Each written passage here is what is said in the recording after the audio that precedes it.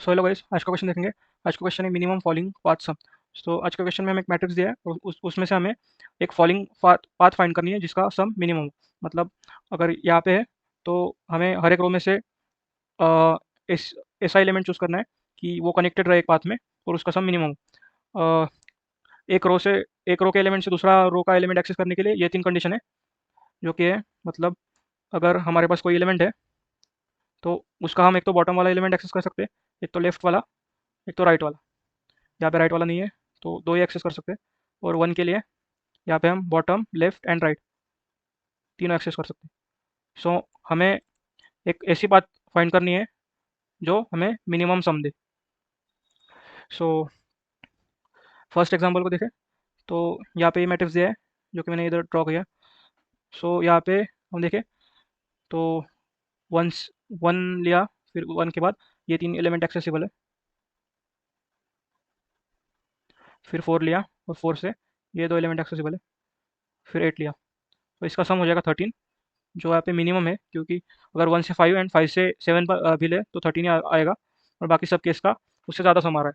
सो 13 यहाँ पे आंसर है। सो इस एग्जांपल के लिए अगर हम अप्रोच की बात करें तो पहले एग्जांपल में ग्रीडी अप्रोच काम कर रहे हैं। मतलब ग्रीडी अप्रोच में हम मिनिमम कॉस्ट हमें फाइंड करना है तो हम मिनिमम एलिमेंट पहले लेते हैं ना।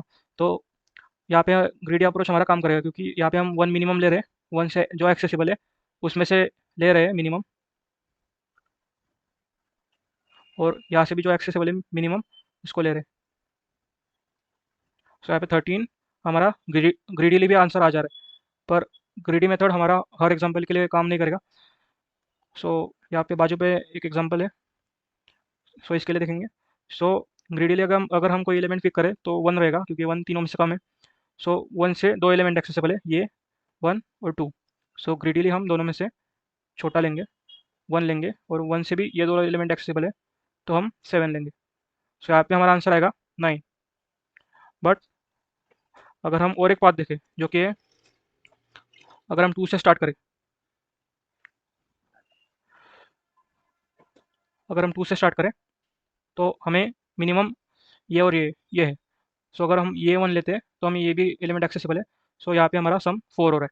सो ये हमारा विदाउट ग्रीडी आंसर फोर आ रहा है और विद ग्रीडी हमारा आंसर नाइन आ रहा है। सो ग्रीडी मेथड काम नहीं करेगा, इसलिए यहाँ पे हमें डायनेमिक प्रोग्रामिंग यूज़ करना होगा। सो डायनेमिक प्रोग्रामिंग के लिए हमें यहाँ पे आई एंड जे स्टेट लगेगा। मतलब हम एक मैट्रिक्स बनाएंगे। अगर थ्री बाई थ्री का एग्जाम्पल है तो हम थ्री बाई थ्री का एक डीपी बनाएंगे और उसमें हम जो जो पाथ का मतलब अगर ये पोजीशन लेते हैं, ये पोजीशन पे हमें जो मिनिमम सम दे रहा है वो हम ट्रैक रखेंगे। सेम नीचे भी हर एक सेल के लिए जो मिनिमम सम रहेगा उसका हम ट्रैक रखेंगे। मतलब अगर हम सिक्स पर है, सो सिक्स पर हम कैसे कैसे पहुंच सकते हैं, टू से और वन से। सो टू से पहुंचेंगे तो यहाँ पे कॉस्ट लग रहा है एट, और वन से पहुंचेंगे तो कॉस्ट लग रहा है सेवन। सो सेवन कम है तो हम यहाँ पे सेवन का काउंट मेंटेन करेंगे। अगर सेम सेवन के लिए बात करें नीचे, सो यहाँ पे हम कैसे कैसे पहुँच रहे हैं, बहुत सारे वेज है। दो से दो से सिक्स, फिर सिक्स से सेवन ऐसे पहुँच रहे हैं, टू से five, then five to seven ऐसे पहुँच रहे हैं, और फिर वन से सिक्स, सिक्स से seven, one to five, five to seven, three to five, five to seven ऐसे इस इन सारे वे से हम पहुँच रहे हैं। पर हमें मिनिमम कौन सा वे वो फाइंड करना है। अगर सेवन के लिए देखें हम तो two to six and seven इस पाथ से अगर हम आते हैं इधर तो यहाँ पे 15 कॉस्ट लग रहा है इस पाथ से। और अगर हम वन, फाइव एंड सेवन इस पाथ से आते हैं तो हमें एट प्लस फाइव 13 कॉस्ट लग रहा है जो कम है। सो यहाँ पे हम 13 मेंटेन करेंगे। सो वैसा हम डीपी का टेबल हमारा बनाएंगे। सो इस एग्जांपल के लिए पहले तो हम फर्स्ट रो में सारे जो एलिमेंट है वो डाल देंगे, टू, वन एंड थ्री। फिर सिक्स के लिए कौन सा मिनिमम है दोनों में से, सो सिक्स सिक्स के लिए हम टू से और वन से पूछ सकते हैं तो वन से मिनिमम है, इसलिए seven, six plus one seven हो जाएगा। वैसे ही हम सेम सेम मेंटेन करेंगे, फिर यहाँ पे कुछ आएगा, यहाँ पे कुछ आएगा, यहाँ पे कुछ आएगा। सो इसमें से जो मिनिमम रहेगा लास्ट रो में से वो हम आंसर कंसिडर करेंगे।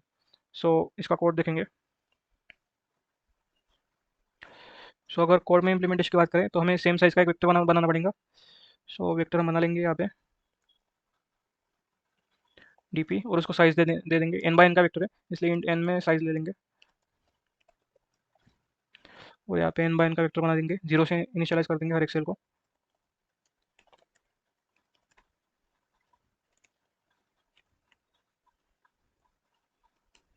सो वेक्टर बन गया। अब वेक्टर की जो पहली रो है डीपी की, उसको हमें जो इसमें एलिमेंट है वही पुट कर देने। सो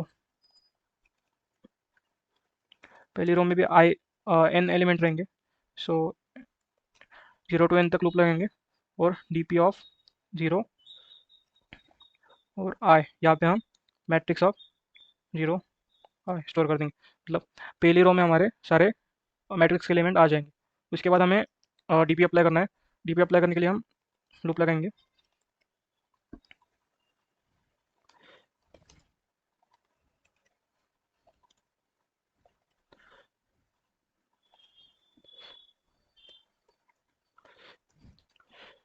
पहली रो हमने पहले ही भर दी है, इसलिए हम आई इज इक्वल टू 1 से n-1 तक इटरेट करेंगे, और इनर लूप जो रहेगा उसमें 0 से n तक रहेगा।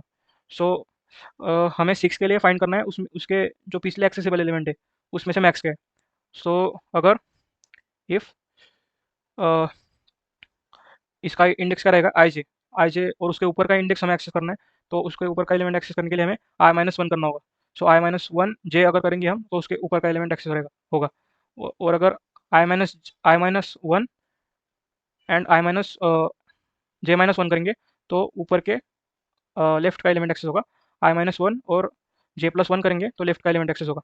सो एक एक हम सारे एलिमेंट लिख देंगे इधर, int left, right and mid और टॉप, सबको 0 दे देंगे, या इंट मैक्स दे देंगे क्योंकि मिनिमम निकालना है। मैक्स यहाँ पे भी इंट मैक्स। अब हमें पहले चेक करना होगा कि लेफ्ट पे जो इंडेक्स है वो एक्सेसिबल है कि नहीं। तो इसके लिए हम j-1 करने वाले ना, तो j-1 इज़ ग्रेटर देन 0 है कि नहीं चेक करना होगा। सो अगर होगा तो हम लेफ्ट में क्या स्टोर करेंगे, करंट जो एलिमेंट है वो, और डीपी में जो लास्ट वैल्यू था ना, मतलब इस वैल्यू को हमें इससे ऐड करना होगा। मतलब यहाँ पे जो है वो, और ऊपर का जो है डीपी में उससे ऐड करना होगा। सो लेफ्ट क्या होगा, matrix of I J plus DP of i-1 j-1। इससे हमारा कौन सा एलिमेंट एक्सेस होगा, i-1 j-1 से। अगर यहाँ पे है तो हमारा ये एलिमेंट एक्सेस होगा i-1 j-1 से। और अब हम मिड चेक करेंगे। मिड तो हमारा हमेशा वैलिड रहेगा क्योंकि हम सेकंड रो से स्टार्ट कर रहे हैं, और उसके ऊपर कुछ ना कुछ रहेगा ही, इसलिए मिड में हम क्या स्टोर करेंगे, same mid is equal to matrix of I I J plus D P of i-1, और जे सेम रहेगा। और हमें अब j+1 को चेक करना होगा कि वो n से बड़ा है कि नहीं। अगर बड़ा होगा तो हम उसको नहीं लेंगे, और छोटा होगा तो लेंगे, और राइट में स्टोर करेंगे matrix of I J plus D P of i-1 and j+1। और हमें D P of I J में क्या स्टोर करना होगा, इन तीनों का मिनिमम। तीन तीन अगर हमें कोई तीन इंटीजर वैल्यू का मिनिमम निकालना हो, तो हम यहाँ पे करली ब्रेसेस देंगे और तीन वैल्यू कॉमा देकर लिख देंगे। इससे क्या होगा कि तीनों वैल्यू है ना, उसका जो मिनिमम होगा वो निकलेगा। अगर नॉर्मली हम करेंगे तो मिनिमम में हम दो ही वैल्यू पास कर सकते हैं, पर इसमें हम कितनी भी वैल्यू पास कर सकते हैं। So left, mid and right. So D P of I J में मिनिमम स्टोर हो जाएगा। सो हमें अब जो लास्ट रो है उसमें से मिनिमम निकालना है, वो हमारा आंसर रहेगा। Answer is equal to int max, और लास्ट रो को इटरेट करेंगे, i is equal to 0 less than n i plus plus. Last row कौन सी रहेगी, ans is equal to minimum of ans plus comma, last row कौन सी रहेगी, D P of n-1 आई, और आंसर हमारा आ जाएगा यहाँ से। रन करके देखते हैं कोई एरर तो नहीं है।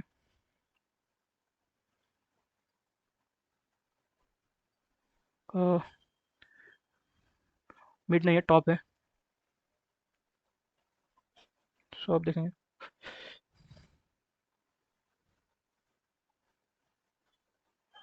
सो टेस्ट केस पास हो गया हमारा, दोनों सबमिट करके देखेंगे।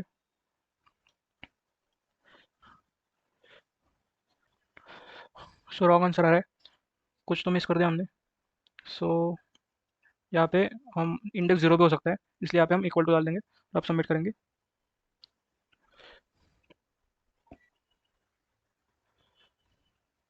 सो सबमिट हो गया और ऑप्टिमल सॉल्यूशन बता रहा है। सो ये सॉल्यूशन था, बहुत ही सिंपल अप्रोच था, डीपी की हेल्प से हमने सॉल्व किया।